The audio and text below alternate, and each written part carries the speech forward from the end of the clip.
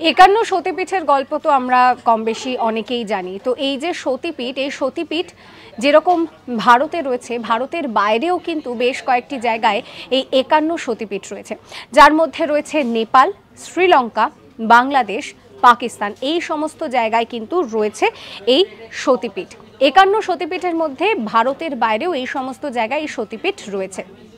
আসলে যে বিষয়টা হয়েছিল যে দক্ষর অমতে গিয়ে সতী তিনি মহাদেবকে বিয়ে করেছিলেন, এবং যখন দক্ষ একটা বিশাল বড় আয়োজন করেছিলেন, সেই জায়গায় যখন মহাদেবকে ডাকা হয়নি, সতী ভীষণ অপমানিত হয়ে তিনি যখন গিয়েছিলেন, সেখানে মহাদেবের অপমান তিনি সহ্য করতে পারেননি।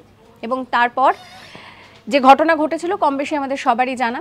সতীর দেহ তখন বিষ্ণু তার যে সুদর্শন চক্র, সেই চক্র দিয়ে টুকরো টুকরো করে দিয়েছিল। মোট 51খানা টুকরো হয়েছিল।